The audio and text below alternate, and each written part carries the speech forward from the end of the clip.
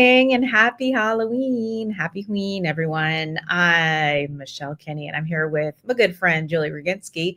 It is 8:05 a.m. Eastern in New York. And what time is it? It's 7 in Chicago. Yes. So welcome, everyone, to the Mayday Morning Show, TGIF.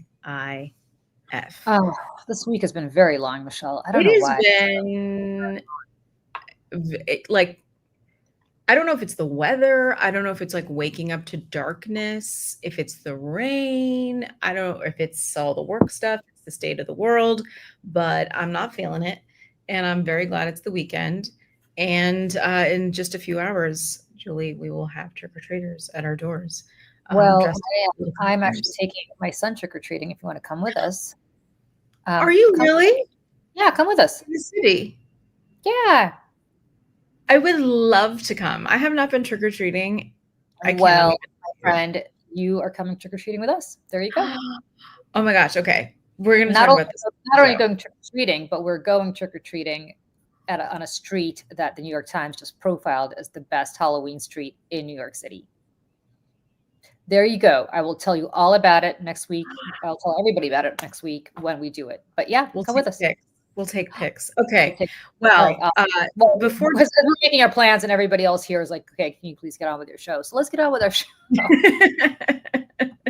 Well, we'll get on with the show. So in today's / this week's news, the abject cruelty of the Republican Party continues to be stunning.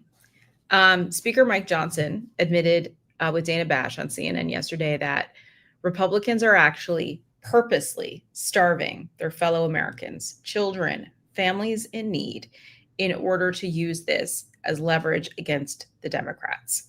It is horrible. Let me just show you this clip really quick. The reality is that this has been a stalemate for 30 days, and it's not just Democrats. You also have one of the most conservative Republican senators, Josh Hawley, who says, at least please move money around to feed people. Why not consider that? Because if you deviate from the goal of reopening the entire government, Chuck Schumer and the radicals over there will continue to play games with people's paychecks, their livelihoods. And if you do just part of this, it will reduce the pressure for them to do all of it, to do their basic job, and that is reopen the government. This is very real and very serious, and they can end it today. They can do it right now. All they have to do is, we just need 5 more Democrats in the Senate to help us reach the 60-vote threshold. We don't have enough Republicans to do the right thing on our own. We need them to do the right thing. Does it give?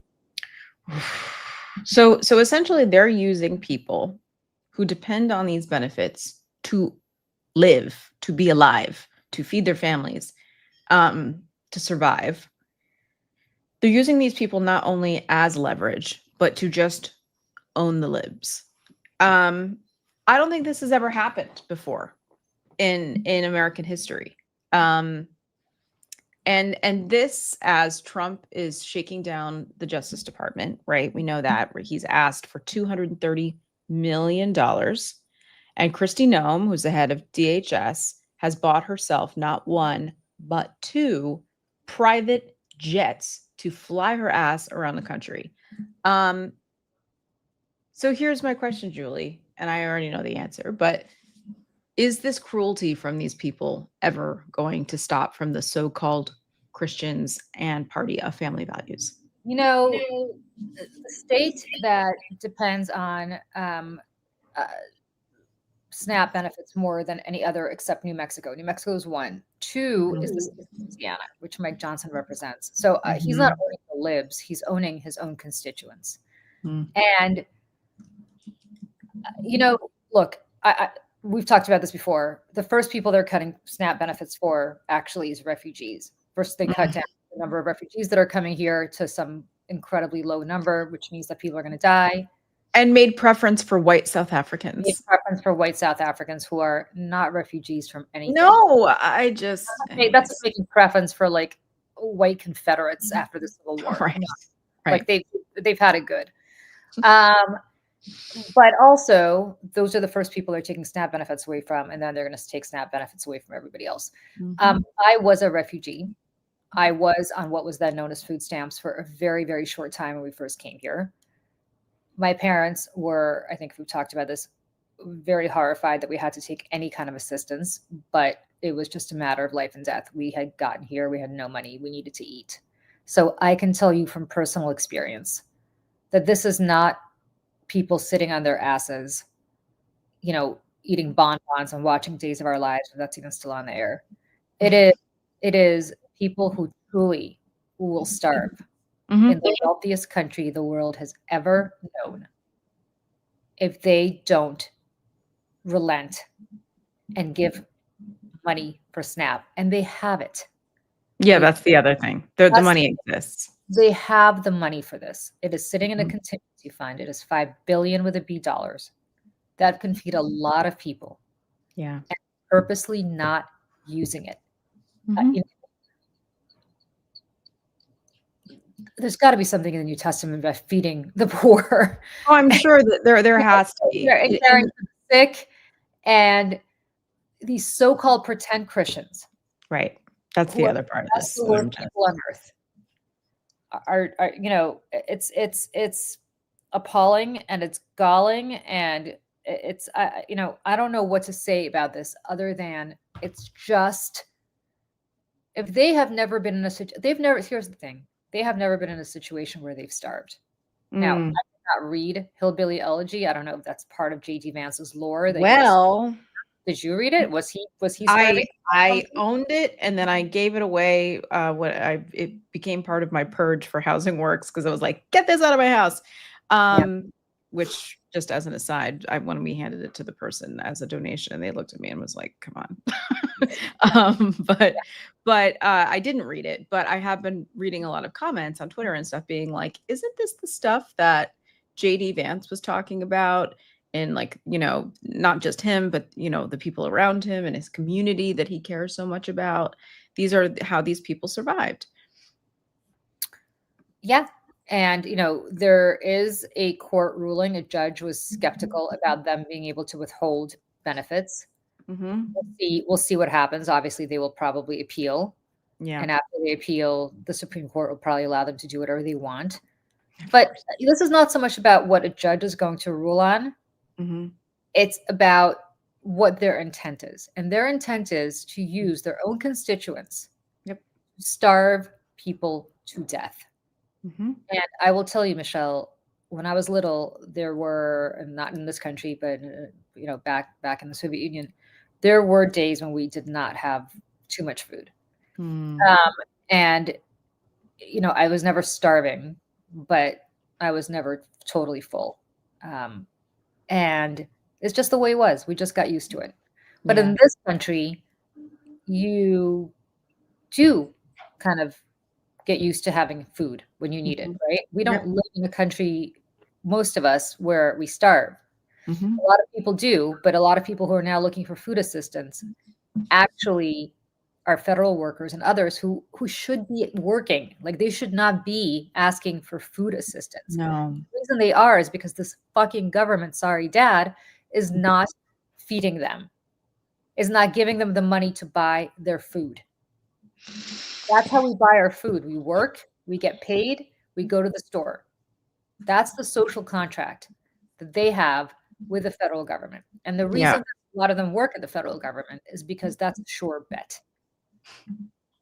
Not anymore.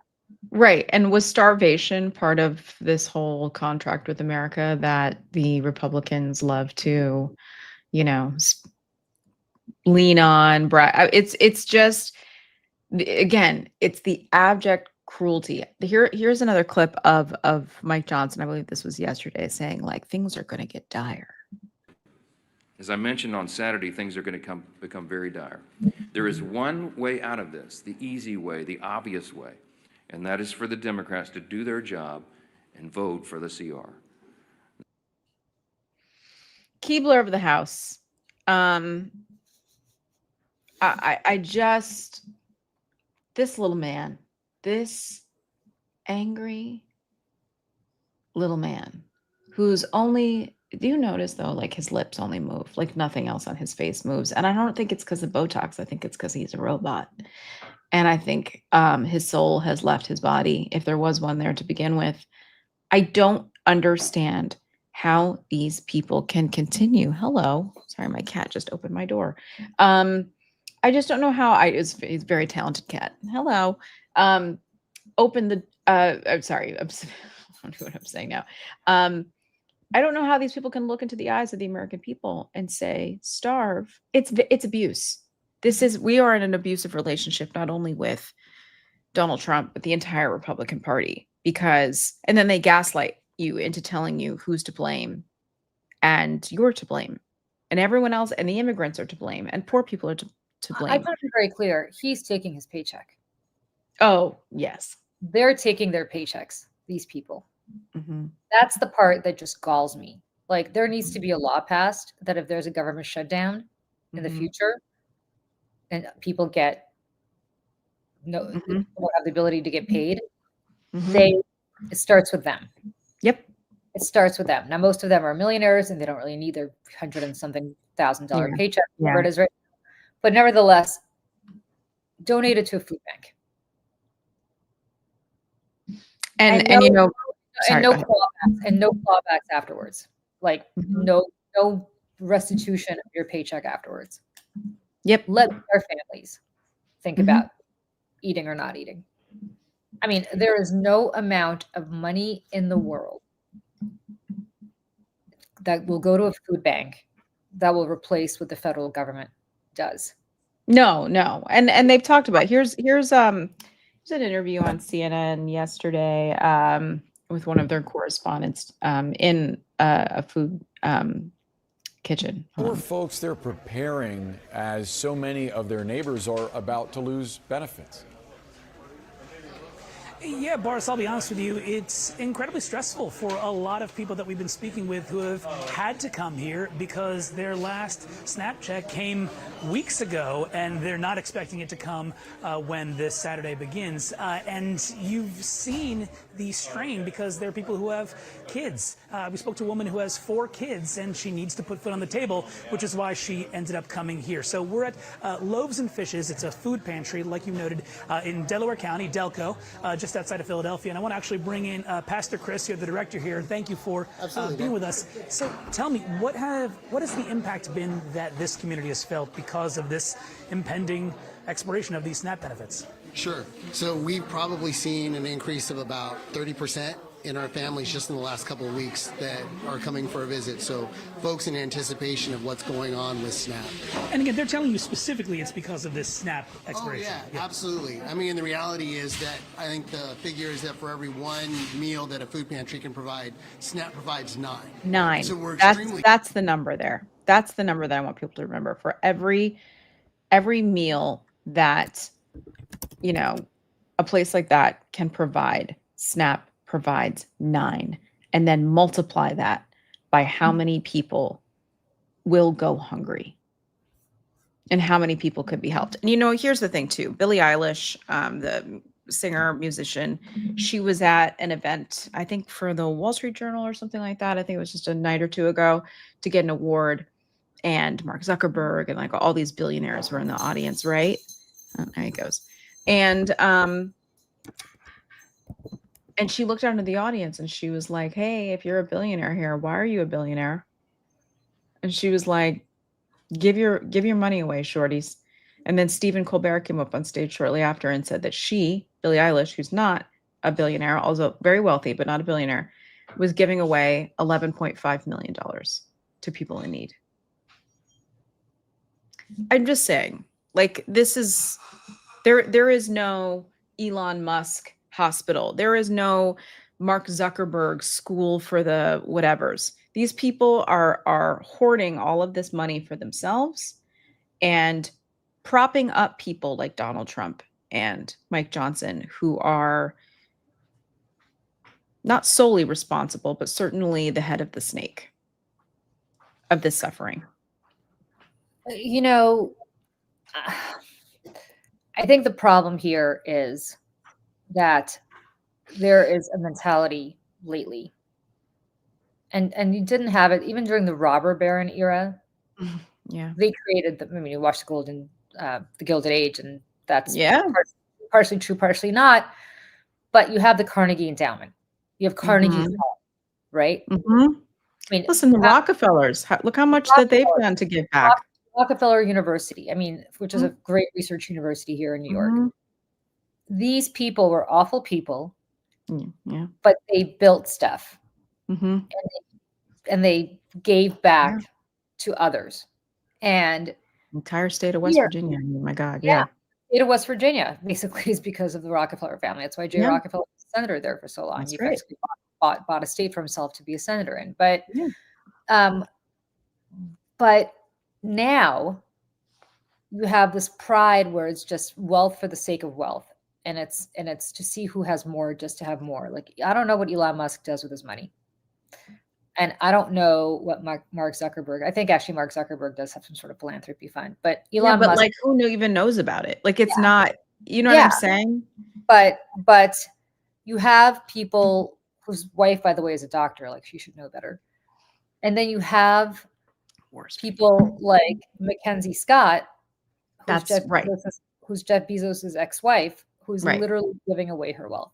Yep. And Melinda Gates. Melinda Gates, I can tell you from personal experience, because I've had honestly the privilege of seeing what she does. Yeah. Melinda Gates is running along with Bill Gates. I think the best, I mean, like if there's sainthood for The those, world. yeah. And listen, I know there's issues about Bill Gates and whatever, but I'm talking Yeah. about what they're doing with their money, Mm-hmm. especially Melinda Gates, Yes. is amazing. Mm-hmm. Amazing. Mm-hmm. Where, but even they don't have enough money to do what the federal government should be doing. No. And not to mention too, because here's the other thing, and we talked about this a few days ago where, members of the military weren't getting paid. And so like there was some anonymous donor that gave $130 million, which doesn't even scratch the surface of paying people or feeding them or anything. And also this shouldn't be happening. And I saw a headline, I should have pulled it because I wish I could cite what the publication was, but it was like, not only should we not be doing this, we also should not have private citizens, rich people funding the military, because not only is that un-American and not ethical, it's incredibly dangerous to put this much power in the hands of people who already have this much power. And because then this is the thing with everything that's going on right now. It's just like these people with all this power and all this information, all this data and all this stuff are going to be able to switch things on and off, do what I say or else. And that's what the entire Republican Party is doing now. And last night, I sent this to you, and I know you have very specific feelings about the filibuster, but Donald Trump wrote this on Truth Social last night. And he said, all caps, because of course, because of the fact that the Democrats have gone stone cold, quote unquote, crazy, the choice is clear. Initiate the nuclear option, get rid of the filibuster, and, make America great again. You know what? This is going to be a very interesting test because the Republicans do not want to get rid of the filibuster. I know. Because they know what happens when the shoe's on the other foot. I hate the filibuster. I hate it. I have been on the record publicly when Democrats were in charge and when Republicans are in charge. I have been on the record for over a decade that I hate the filibuster. Get rid of it. Get rid of it. Because it really does gum up the works to an extent that not just on this, but on everything, right? Yeah. People voted for majorities. The filibuster is a relic, frankly, of racism and yeah. Well, so yeah. The whole romantic notion of Mr. Smith goes to Washington, like, we have this performative bullshit where like Cory Booker stands up for 25 hours and filibusters and then writes a book about it and everybody's like swooning over it. But the point is, in reality, all you have to do to initiate a filibuster is just initiate a filibuster. Nobody's doing anything anymore. So, get rid of it and then reap the whirlwind. But they're not going, I'm very curious to see what a Susan Collins does. Oh, she'll be very concerned. What a Mitch McConnell does, right? Yeah. What all do about the filibuster. Because McConnell's almost out of there, but they are on their way out the door. And all I will say about this is that Democrats who did not get rid of the filibuster last time when they were in charge were morons, because we knew this day was going to come. We knew that the Republicans would get rid of the filibuster eventually. So we should have done it first and gotten jammed through where they needed to get jammed through. But of course, it's the Democrats on the Hill. So, heavens to Betsy, we do something that's not something that we've done in the 1990s. I mean, they're literally living in the 1990s world when everybody else is living in a, they're living in a rotary phone world where the rest of us are living in an iPhone world. Yeah, and very true. Not just phone 1, like iPhone, whatever it is, 16 or whatever up to. I know that was the iPhone 50 at this point, it feels like. And just one of the last things I just want to play here before we move on is that, this is one piece of this suffering puzzle that they're building. And what's going on I just want to play this snippet with the Secretary of Agriculture talking about our farmers and beef and food supply on that side too, because it's coming from everywhere. This is not new. We've been importing beef for a long time. The Argentinian, and by the way, the beef that we import is the lower cost beef, the ground beef, the beef that McDonald's and Burger King may use to make their burgers, etc. So what the president was talking about is perhaps increasing the Argentinian beef into America. But right now, we only import about 20,000 metric tons. Incredible. So our beef, cattle ranchers, people in the United States are suffering. And we just gave $40 billion to bail out the Argentinian economy.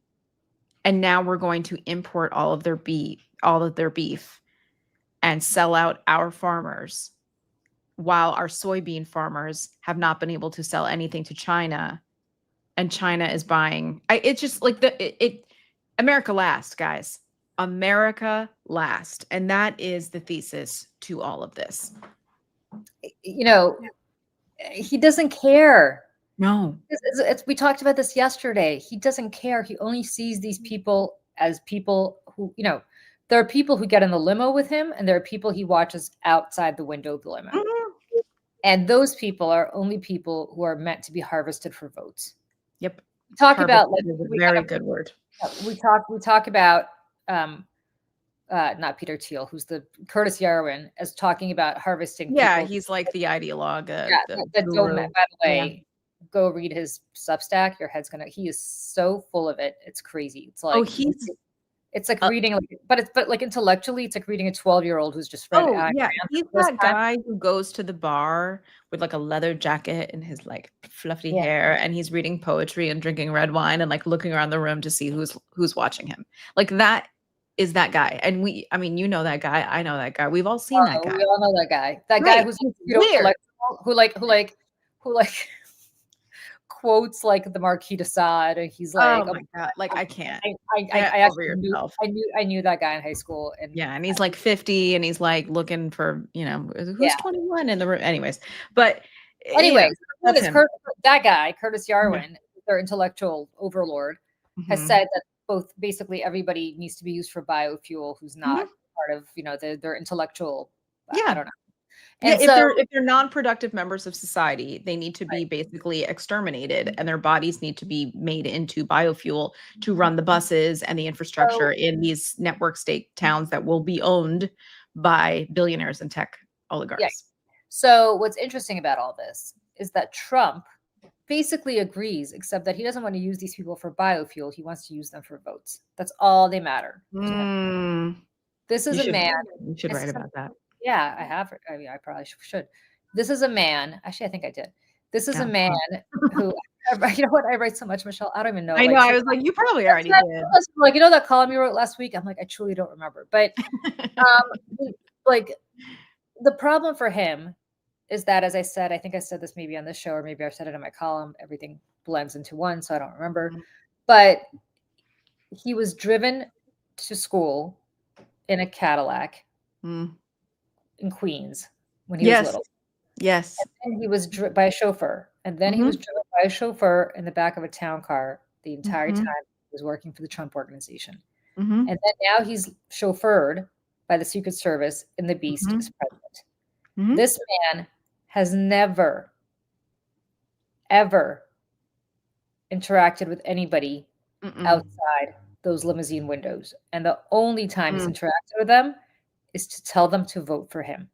He has I don't think he's ever taken the New York City subway. Oh God, no, I absolutely don't not. think I don't think he's ever actually walked down the street for just gone to Central Park for a walk where you see all sorts of different people. No, probably not. I mean, just listen to the way he talks about groceries. He's like, Yeah. groceries, groceries, that old-fashioned word. It's a lovely word, actually. I'm like, you don't know what groceries are. Oh He's my never God. been he's never been in a supermarket. Mm-mm. This is a man who has never had to worry about where his next meal comes from. No. He also said that he thought that in order to like buy milk and bread, you had to show your ID. He said that once. I'm like, wow. And also, like in New York, you just step outside and walk 5 feet and there's a bodega and you just buy like, that's the bodegas where you pick up a bagel, a milk, Bodegas condoms. are Like you can like, buy anything there, right? bodegas when you're desperate and you're making a meal and you're like, Right. "Oh shit, I forgot to I get have a needle, tiny thing of flour. I'm like going. I need to get like I forgot to get like an onion or some garlic or whatever Mhm. it is for this recipe." You run over to the bodega around the Yeah, corner. right. Everybody's It's like got the one. easiest thing Like, and they're you open grab it. all night. And Yeah, I guarantee he's never been to one. he's never Never. been ever, ever. I don't think he's ever taken a walk through Central Park where he hasn't been filmed. Like Oh, again, right. this is Where he not hasn't a been man. filmed. Yeah, that's a good point. Yeah, this is not a man who's been around real people. And because Mhm. of that, they're not real to him. And therefore, if Mm, they starve, it's okay because much like if I wrote a fiction book right now and had characters in that book that starved, it would be okay because mm, they're not really real people. It's just a plot device. yeah. We're all his plot device. Mhm, That's all these people are, except mhm, they're real. And they're starving, Mr. President. And they're mm. starving because you refuse to release funds to feed them.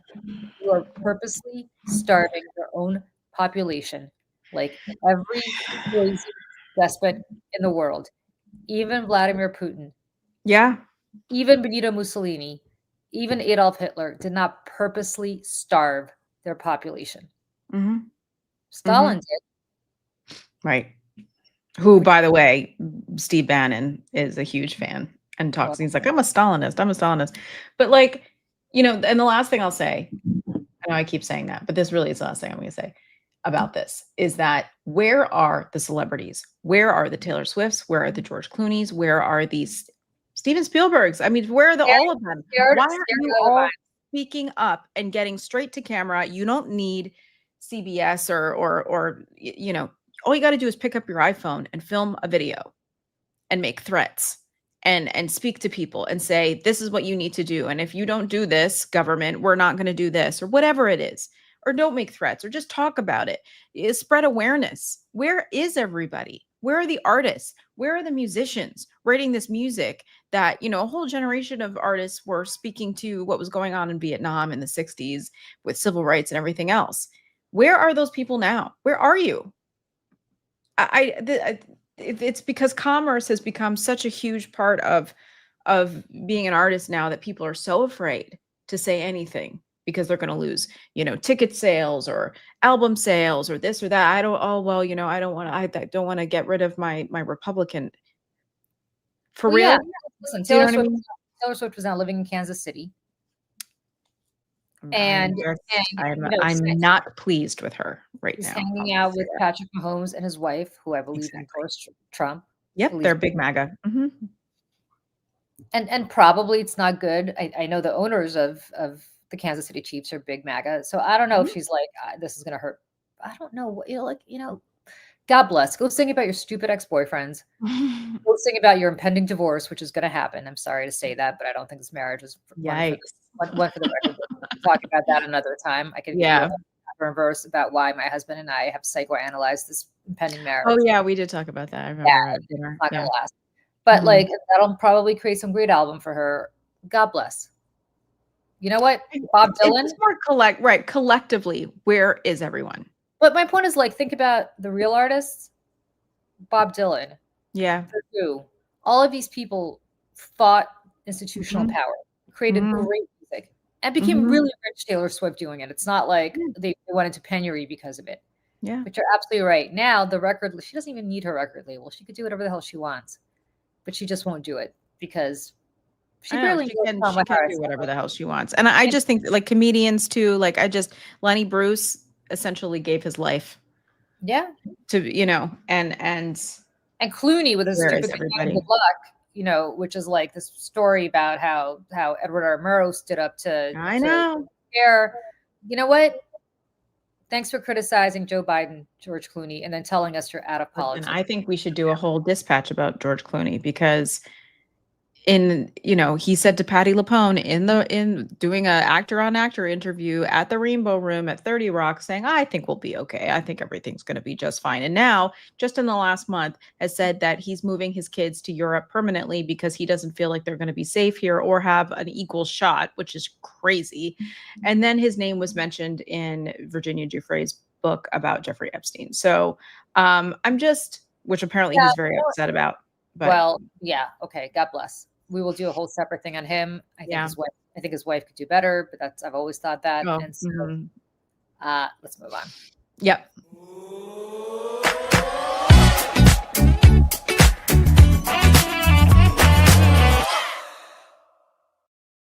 Got to talk about the British royal family. I'm sorry, but it's tea, and also it's relevant to what's happening in this. It is. Yeah. So yesterday, King Charles, which is still weird to say, stripped his brother Andrew of his royal titles and kicked him out of his house. Something called Royal Lodge, which is in Windsor Great Park, which I have been to, and it's lovely. I've never been to the house, but I've been to Windsor Great Park, and it's beautiful. And now he doesn't live there anymore. He is being exiled being a strong word, to Sandringham, which is King Charles's private house, and therefore he's going to be living on that estate. This comes in the heels of depriving Andrew of his dukedom. He's no longer the Duke of York as of last week. From now on, he will be known as Andrew Mountbatten Windsor, which is the royal family's actual last name. Why? Because of the accusations in Virginia Giuffre's book that Andrew had raped her when she was 17 years old, and because of Andrew's close ties to Jeffrey Epstein, apparently Sarah Ferguson is just being kicked to the curb altogether. No money for her. She's probably going to write some tell-all books. God bless. Michelle, at least somebody is being held accountable for the Epstein matter. But sadly, it's not anybody on this side of the Atlantic. And you got to wonder what people living in 18th century Boston potentially would say, and what we all think, that the world's oldest democracy has less accountability for the rich and privileged than I'm going to check my notes here, the British royal family. Yeah. Yeah. What is going on? Well, I was thinking about this actually the other day, because again, King Charles, which it's hard to say it without saying Spaniel at the end of it, King Charles Spaniel. And I bought Virginia Giuffre's book. I finally got my hands on it because it's sold out everywhere. And a lot of money off of that. I truly do. But go ahead. Yeah. So I went and picked up a copy at Barnes & Noble, and I haven't made my way through it yet, but knowing that this is such a huge part of it, I think that the book, and listen, maybe the book is what needed to push the royal family finally over the edge of doing this. If it took a book, it took a book, whatever. But I'll say this. I was watching an episode of Fellow Traveler with what is that? It's why am I blanking? Anyway, is it like a fiction show, or is it a documentary? No, it's a travel show on Apple. Okay. And it's with this actor whose name I'm totally blanking on, and I don't know why, because I know very well who he is. And he went to England, and he went to meet with Prince William, and they went. It's what's his name? I know what you're talking about. It's Levy. Yes, Eugene Levy, and it's not Fellow Traveler. That's Russian. It's something else. It's something about like not wanting to travel. Yeah, it doesn't matter. So I'm totally butchering this entire thing. But anyways, the point is he went to go have a walk and a pint with Prince William, and because I've always been kind of like about all of them, but he did say something that I thought was very interesting, and he said basically that he understands that he's the next in line, and that this generation of royal family members are, tradition is important. However, we are not going to perpetuate the bad things from the past. We are not going to bring them with us into the next generation. And he says, after everything, Harry and I have been through, and I think all the things that they've seen, and been privy to. And, they've also, the two of them, for whatever their family issues are, have talked a lot about mental health and things like that. The millennials, I think, are going to change it all. And I think that I think William specifically is in the ear of his father saying, listen, if you want your legacy and probably short period of time that you're going to be king here to matter, you have to hold people accountable because people are tired of this. And if you want the monarchy to survive, you cannot continue to reward or at least enable hideous behavior from the members inside the family. So, at least to your point, yeah, it's like, finally. Yeah, I mean, good for them. And again, God bless. Nobody loves good British royal family gossip more than I do. But from a serious perspective here, because these people, I know they're not particularly serious in my life, at least. Reluctant traveler. Yeah, sorry. Yeah. Is why is it that they feel there needs to be accountability? Now, Virginia Giuffre wrote a book and then sadly took her own life, apparently. Yeah. What is interesting to me is that there was an entire press conference of women. We saw them. Was there more than a dozen, and maybe it was several women stood on the steps of the Capitol and said, we want accountability. And those women know, I assume, at least some of them know who they were trafficked to. And yet there's no accountability for anybody. No. I mean, Leon Black back in the day lost his job because of these allegations, but he's still living large. Yeah, there is no such thing as cancel culture. There's no such thing as cancel culture here. It doesn't exist. And if you're not going to cancel these people for being pedophiles, allegedly, or at least get to the bottom of what's going on, why? I mean, like, the British royal family just did something that I think is unprecedented I know is unprecedented in modern history. They literally stripped the son of a queen of the title to which he is allegedly under their system entitled, literally, because of his birth. Yeah. Like, it doesn't happen. And he was the queen's favorite son. And that's the other part of this too. So whatever family dynamics that we all experience, nothing compared to, I'm sure, what they're all dealing with. It kind of seems silly, big picture stuff. But the Queen of England, Queen Elizabeth, that was her favorite son, and she protected him and she enabled him. And when he did get caught, or the word got out about Jeffrey Epstein and his dealings with him, she just kind of like put him in the corner. She didn't really punish him. She didn't make him, because again, he was the favorite son. And so now she's gone and things need to change. They have to. Well, I'll tell you this. If I were Meghan Markle, who just said her last name is now Sussex because they were given the Duke and Duchess of Sussex dukedom when they got married, I wouldn't get too comfortable with that last name, because it seems like stripping titles is something that's now been set as a precedent.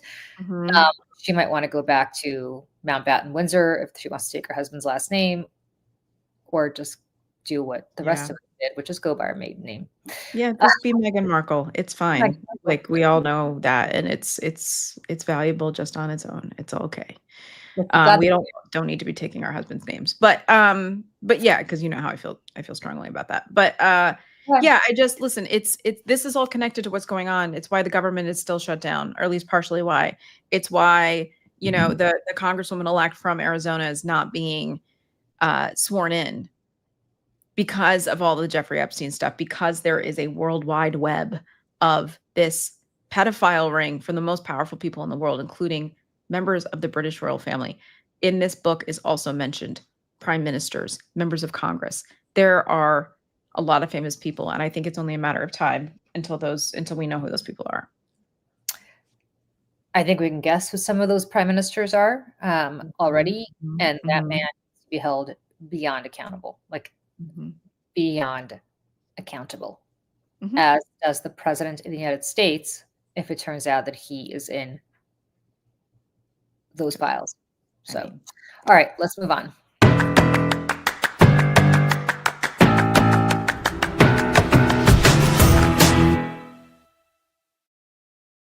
Julie, our favorite person, Jake Tapper. God, he's an asshole. Oh my Is he God. auditioning? Is he auditioning for a job at Can we Barry just do a Weiss's? Daily Tapper segment, like Daily Tapper outrages? We should call it tap that or something, like tap that asshole. Tap that tapper. something. Oh no, I don't want to tap that tapper. But like, okay, listen. No one wants to tap that tapper. Nobody wants to tap that tapper. But you know what? By the way, I have some good stories from when he was single back in the day in DC. And Well, you know, he went on a date with Monica Lewinsky. Oh, he wrote all about it, like a gentleman. He wrote all Like about a real gentleman, because I'm sure she was like, "Great, I But love he wrote it." all about it when she was like persecuted by everybody and hiding out, and he decided that was going to be the time to write about his date with Monica Lewinsky. Right, Like, because he wanted to capitalize on the pain of a woman. That is what he does. He capitalizes and takes advantage of all of these situations to enrich himself and to increase his stock price. He sucks. He is such a piece of shit. He's such an asshole. I love Monica Lewinsky. I think I she is do. brave and wonderful and smart and beautiful, and I would love the opportunity to meet her at some point. And guess what? I have met her. I was at a movie premiere with her, and she is lovely in real life. She's even more beautiful in real life, and we're going to get her on the show. Come hell or high water. I love her. I love her. I think she's everything, and everyone should listen to her podcast because it's so good. Go ahead. Tell us So why anyways, Jake Tapper, Lord douchebag. Is he auditioning for a job at Barry Weiss's CBS? I think he is. I actually think he is. He is. Jake Tapper is suddenly a Gen Z whisperer also. Okay, boomer, because apparently a couple of awkward dinner conversations with his teenagers now make him a generational bruft. On a podcast this week with, you guessed it, another conservative pundit, Jake Tapper declared that Gen Z is, quote, going to be a lot more conservative, end quote, blaming what he calls, quote, progressive politics forced down their throats in schools. It's a nice little soundbite if you ignore the fact that most data still shows that young voters are leaning left, especially women, especially the young women. But hey, I mean, Julie, why not let research ruin a midlife pundit's hunch about the kids these days? Get off my lawn. Jake Tapper even lumped in movements like Black Lives Matter and Me Too as reasons why Gen Z is supposedly turning right, because nothing screams out of touch quite like suggesting expanding civil rights for Black people and women, aka people who don't look like Jake Tapper, is what is driving teens these days. So yeah, Jack Tapper, what am I even saying? Jack Tapper, like, what's his name? Jake Tapper, who spent years scolding everyone else, including Joe Biden, for oversimplifying politics, is now diagnosing an entire generation based on his kids, his rich kids, rich privileged children group chat. Somewhere, an actual pollster is quietly screaming, and you probably know those pollsters. So, you have is your kid's not Gen Z, is he? He is. Technically, or is he the alpha? I think he's the last Gen Z, or maybe the first. Okay. Anyway, let me tell you something. I can, based on my son's school, which is full of rich, privileged kids in New York. There are some kids who are growing up conservative. Charlie Kirk and Turning Point is in all of their stuff, not on purpose, but Turning Point. No, we talked to him about this. Yeah, we talked to my son about this, right? Like, when Charlie Kirk died, he was like, "Oh my God, did you hear Charlie Kirk died?" And I was like, "Oh my God, how do you know who Charlie Kirk is?" How do you know this already? I was like, "What do you mean? How do I know who Charlie Kirk is?" Everybody knows. Yeah, like, right. Yeah, because he's on his phone and the Turning Point ads. So I will grant that the Republicans and Charlie Kirk and Ben Shapiro have done an incredible job of being in places where especially young boys are online. Yeah. Having said all of that, like, to say that Black Lives Matter and the Me Too movement is what's turned Gen Z because it's somehow scoldy. I can't speak for Black Lives Matter, but I can certainly speak as one of the women who helped this iteration of the Me Too movement. Because I sued Fox News and I sued Roger Ailes, and so did Julie Roginsky is a shero. Don't forget it. But well, thank you. But I sued them before the Weinstein stuff, Mm-hmm. months before all the Weinstein stuff broke. And so that was really, Gretchen Carlson did it 10 months before I did. That was really the start of the Me Too movement. And I'm not sure the Weinstein stuff would have happened if we had not gone first. And I will tell you this, to say that that somehow is to blame for Jake Tapper's kids being turned by Jake Tapper, probably at home, Right. is insane. And let me also No, add, listen to their dad, for God's sakes. let me also say this. CNN is potentially, probably most likely, about to be acquired by Larry and David Ellison, who are very close to Donald Trump, who are also the same people who now own CBS. Jake Tapper sees which way the wind is blowing at CNN. They all do. They all do. That's why they're platforming people like Scott Jennings 24/7. That is why they're platforming people like Jillian Michaels and saying that it is because 50% of the country agrees with them. We need to hear what they have to say. So therefore, we allow them to lie nonstop and therefore brainwash people even further by equating what other people say that is truthful with what they say, which is blatant lies. They have deplatformed people who have called them out on their lies. And Jake Tapper's, yeah, you're looking at one. You have seen which way the wind is blowing in CNN. And I'm there all the time, still. Not necessarily on Abby Phillips' Not on that show. Right. Because I told Scott Jennings he was basically on his knees. Yeah. And Scott Jennings had his fees herded. And so now Julie can't go anymore. I can't be on with him anymore. That's okay. I don't really give a rat's ass. But what I'm saying to you is that he sees which way the wind is blowing. And he sees that corporate media is about to be bought up by right-wing MAGA supporters. And he wants job security. Now, contrast that with somebody like Erin Burnett, who calls it like she sees it. She calls it out on Democrats. She calls it out on Republicans. She's very, very good. She's excellent. Yeah. I have a lot of respect for her. But she doesn't bend the knee. Anderson Cooper does not bend the knee. No. Dana Bash does not bend the knee. Jake Tapper decided to double down on bending the knee. He's walking around like, knees bent. Because he's pissed off. He had his little primetime show that they gave him and took it away. He thinks he should be in a better time slot than he's in right now. He doesn't get how somebody like a 30-something-year-old Caitlin Collins has the a primetime show and he doesn't. And he's now a young woman succeed. Yeah, how dare she? She's very good, by the way. She's excellent. Listen, I just want to make a point because I was very like, she shouldn't be, and I was 1000% wrong. I think she's fantastic at her job. So, anyways, keep going. Agreed. So there are excellent people at CNN. But there's people like Jake Tapper who want something more than they have, and therefore they see which way the wind is blowing. This is a career decision. Yep. But most people don't know that. And most people tarnishes their brand too, quite frankly. What? He tarnishes their brand. I mean, he's one of the tarnishes on the brand, but like, he's not helping. Yeah. And for him to go on podcasts, on these conservative podcasts and talk about how his kids, because his 2 kids or 3, I don't know how many kids he has, are suddenly, and he's done some group deal, overhearing some group chat with their other really privileged kids. He has a daughter too. And I just want to be like, what's your daughter saying? How's your daughter feel about all this? Let me say this. I hope to God, I truly, truly, truly hope to God, and I sincerely mean this, I'm not being cynical. Yeah. That nobody grabs his daughter's ass one day. No, I hope so too. Or says to her that she can only be promoted if she sleeps with her boss. Or asks his daughter to do the twirl in order to get a job.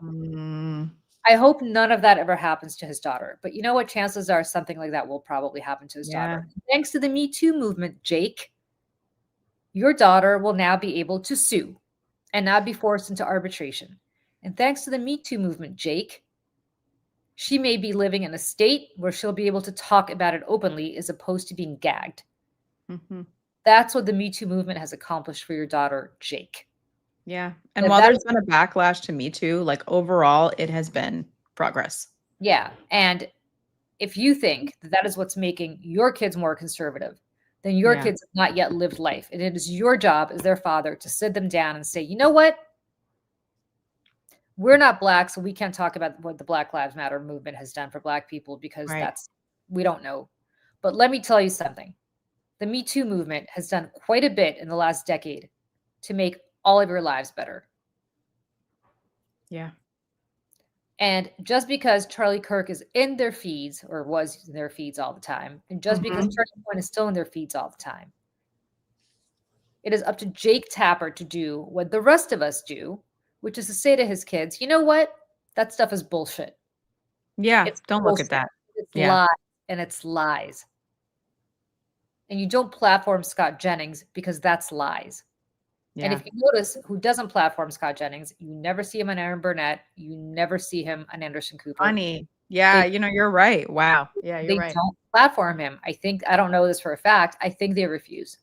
Well, yeah, you can just, listen, these people like Aaron Burnett and Anderson Cooper have a fair amount of power at CNN because they have their name, ID, and for the amount of years that they've been there.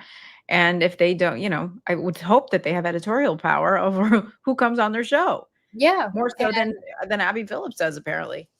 Well, I think Abby Phillips likes it. I know. I don't think it's, I think she's justifying it. She's like 50% of the country believes this. Yeah, because you guys platform these people and let them brainwash the country. I also don't subscribe to that whole the 50% of the country. And I'm like, no, 50% of the people who voted, which is a third of the country, or not even. You know what I mean? It's I can't with all that. And the last thing that I'll say, this is my new favorite thing to say, is the last thing that I'll say, is that, the Gen Z kids, I was just saying this before we came on. I was talking to Joe, my husband. I was like, remember the other night, I think it was Wednesday night, we went out to dinner, we were coming home, and we live in a big building, and there's a lot of Columbia students who live in the building, and Barnard kids, and gals rather, because it's all women's school. And we were coming down the street, and there's all this gaggle of young women all dressed as Waldo. And my husband turned around. He's like, so which one of you is Waldo? And they were all like, yes. And they were like very sweet and very funny. And we were talking to them. And it turns out they were coming into our building. They were going to a party in our building. And we're waiting for the elevator. And Joe's like, the Columbia football players live in that that apartment right there. And this one young woman, she looked at me and she was like, disgusting. I'm not even interested. And I was like, why? And she was like, these women right here, beautiful, amazing. I love them. They're who I want to spend my time with. And I was like, I love you. I was like, the young women are so great. They're so self-assured. They're so independent. They're so empowered. And I love it. So when I hear these like kind of broad strokes about Gen Z and all this stuff, and I think about the young women that I meet and I talk to all the time, and they're wonderful. So I just wanted to say that. Well, we got one quick segment we want to do because it's very important after this, and then we got to jump. But let's just do this one last thing because it's people need to know what's happening this Halloween.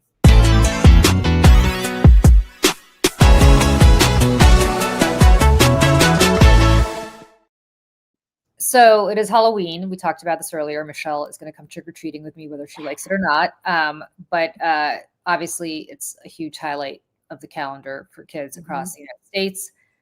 So this press conference with from Governor J.B. Pritzker of Illinois, who, parentheses, I love him, is especially frightening. Let's watch it for a second. Let's just watch this clip. Oh, I'm so sorry that I don't have it. You don't have this clip. I did not pull it. I'm so sorry. Okay. J.B. Pritzker begged Greg Bavino, who is the Border Patrol chief, who's been terrorizing Chicago for the past month with Operation Midway Blitz, not to do that on Halloween. Just let kids go outside and trick or treat. Don't send your goons out to terrorize them. And that's, DHS in response to that said, basically go pound salt, sand, whatever the question is, and have Halloween, and we're going to do what we want. And Kristi Noem said that she's going to continue this on Halloween as kids are. I do have that clip really quick. I have her saying this. But the governor has asked you specifically to pause immigration enforcement operations in that city. So he says that kids can safely celebrate Halloween. Do you have any plans to alter activity tomorrow on that day? No, we're going to be out on the streets in full force and increase our activities to make sure kids are safe. Every day in Chicago. We're going to make sure that kids are safe by doing this. Yeah. It gets worse. LA Taco, which is a great blog for people This is LA Taco right here, yeah. For living in LA, reported, and I quote, individuals wearing Halloween masks were observed by Harbor Area Peace Patrollers. These are people who are basically patrolling the streets to make sure there's no violence, as they were leaving Terminal Island on Tuesday morning. This is the same area where DHS has been staging since immigration raids started. I'm going to keep reading this LA Taco blog because I think it's very important. I'm quoting from them. LA Taco requested comment from the Department of Homeland Security on the use of Halloween masks by these federal immigration agents. Do you have those masks, Michelle? Yes. Yeah, they're up on screen now, yeah. That is what DHS is dressing as. I mean, it's terrifying. The following comment from Tricia McLaughlin, Assistant Secretary of Homeland Security for Public Affairs, was received in response to LA Taco. Quote, happy Halloween. I know Tricia McLaughlin. Let me tell you something in private. She was a lovely woman. I am disgusted with her. When the trials begin, I hope she's number one on trial because what she does is disgusting every single day. At 7:23 a.m. on Tuesday, an individual wearing a Chucky mask was seen in the backseat of an unmarked vehicle leaving Terminal Island, a facility where ICE has regularly been documented staging from. The other individuals inside of the vehicle were masked and in tactical gear. An individual wearing a Momo mask was seen driving another unmarked cargo van leaving Terminal Island at 7:34 a.m. a little later the same day. According to Phoebe, who is a witness, the van has been documented at multiple ICE raids and was also seen around 10:30 a.m. at a raid in Van Nuys on Tuesday. Momo is a creepy chicken lady character that fueled a frenzy of worried parents. The 2019 Momo Challenge refers to a viral game that was said to encourage children to take violent actions, although experts said it was only an internet hoax. This is what DHS is putting on, I guess, to scare children. I'm not sure. Yeah. Last Monday, Get them young. Last Monday, Phoebe again witnessed an individual wearing a Mr. Potato Head mask in the same unmarked cargo van that the Momo mask was seen in. She says the Mr. Potato Head mask has been seen on the federal immigration agent on several occasions. And this is the part that just is shocking. They were laughing as they were heading out, said Phoebe. They have fun while doing it, which is deeply disturbing. We expect some level of decorum from government officials. This is like out of a horror movie, Michelle. Mm-hmm. I mean, this is where, again, MAGA has infiltrated itself into every aspect of our lives. And they're using culture in a more direct way, I guess this way, right? They're using culture in order to instill fear and distrust into vulnerable communities. And the thing is about the vulnerable communities, maybe, folks that might be immigrants or things like that, is like that those vulnerable communities are getting bigger and bigger and bigger because it's touching all of us now. And they're going to go after children. They're going to go after children who are trick-or-treating with their families today and terrorize them in Chucky masks. Like, I looked at that picture when you sent it to me and it scared me. I was like, this is terrifying. Can you imagine somebody like that coming up to you and taking you away and throwing you in the back of a van? I mean, when history is written, people are not going to believe that we stood by and let this happen. Mm-hmm. It's awful. It's awful. These are kids. Mm-hmm. What are you doing? You're putting on Chucky masks, and I don't know who the hell Momo is, but it sounds to me like it's not a great. Yeah. Sounds awful. Yeah. Awful. Awful. Shame on them. Mm-hmm. Shame on them. This is a woman, by the way, who murdered her dog, so I guess I don't expect much. Yeah, Kristi Noem shot her dog. And I just and hopefully when I need to dig into this more and to be able to speak to it with more information. But people like Kristi Noem, also these people from DHS, powerful positions in federal government now, are living on military bases in housing that is supposed to go to like admirals and people like that who've all been kicked out. Why is it that people like Kristi Noem, who are doing these horrible, horrible, inhumane things to people, being given these homes to live in and also the protection of the military? Why? Like why? Well, I know surface level we know why, but like there's a deeper meaning here. They're going to say it's because of us, right? They're going to say it's because we threaten them or whatever it is. But I'm sorry to say, there have been threats against every administration. That's what the Secret Service exists to do, right? Mm-hmm. Yeah. And yet you've had secretaries of state, you've had secretaries of Homeland Security, and others, secretaries of defense, who live in normal houses. Not anymore. Not anymore, because we live in a place that, I mean, it's like the royal family. It's insane. Mm-hmm. I mean, literally, they have decided that they're going to live like royalty. Mm-hmm. The South Dakota idiot decides that she's going to come to Washington, D.C. and with like all her extensions and like all her hair. She's like, no, we're not gonna. Yeah, we're just happy Halloween. I can't with you. They're so unserious. Like, she's such a dumbass too. That's the other thing, is like we're being ruled by cruel dumbasses. Even Trisha McLaughlin, like, I know what she used to look like a year ago. I used to go on TV with her all the time. Now all of a sudden, the same thing. The blonde extensions. She looks totally foxified, and it's like the disconnect between them spending so much time on their appearance and terrorizing children on the street. And by the way, let me tell you something. If my kid who is American born and is certainly not an undocumented migrant, and has every right, even according to them, I think, to be here, although who the hell knows, if he saw somebody in a Chucky mask driving down the highway or pulling kids into vans in a Chucky mask, he wouldn't sleep. He wouldn't sleep. He'd be terrified. He's 13 years old. He'd be terrified. That's what you're doing to kids, not just to the kids you're targeting, to all kids who have to witness that shit. On the streets. These kids are going to be on the streets tonight trick-or-treating, and ICE is going to be there in their Chucky masks, pulling them into vans. And the thing is, too, Julie, is this is all happening not only with our money, but in our name. And I just wonder every day, and I know you do too, I know we all do, when will enough be enough? What is it going to take for the collective anger of the American people to do something about it? Because there are theories that this 9,000 or 90,000 square foot, whatever it is, ballroom, that's where the bunker is too, that FDR built during World War II. Well, it's below. Right, underneath of it. And that thing was kind of built over it.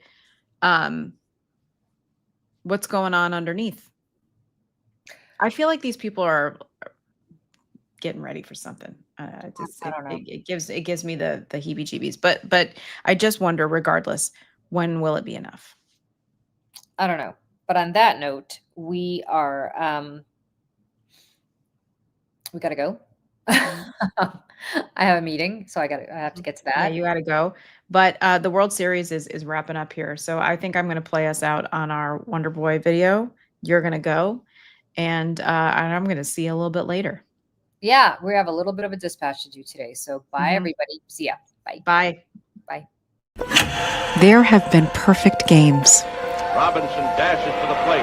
Sandy Koufax, his second consecutive. There have been no hitters, walk-offs, and miracle ninth innings.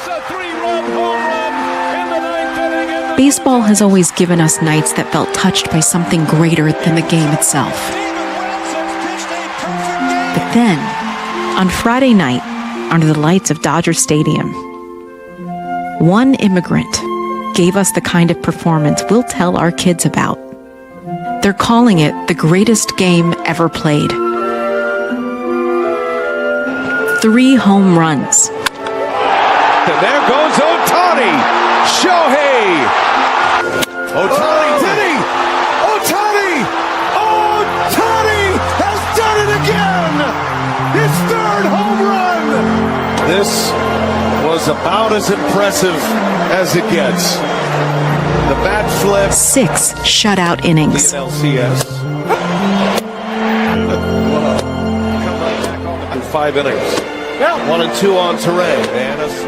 One man doing what used to take an entire team. But maybe it was something more. Maybe it was a reminder of what baseball and this country are supposed to be about. They get 6 more outs. Baseball has always been America's pastime, but it's the people who come to America who bring their talent, their dreams, their discipline, and hard work, who make it something greater. Shohei Ohtani came here with a dream and a fastball. He crossed an ocean to play the game he loved.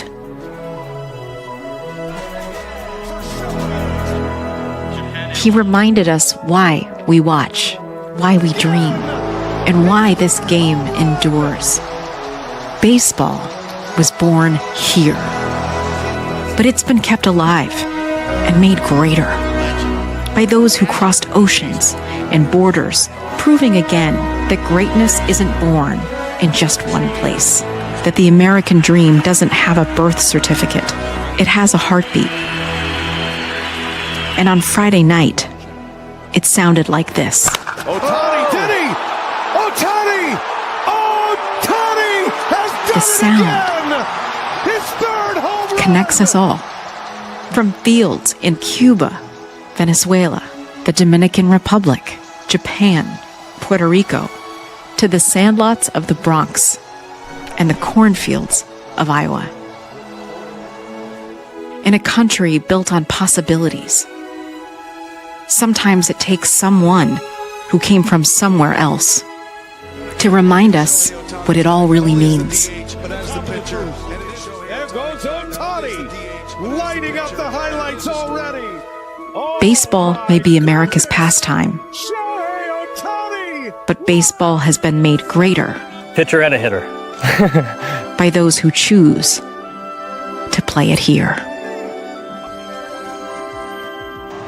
They all chase the same dream, to stand beneath these lights.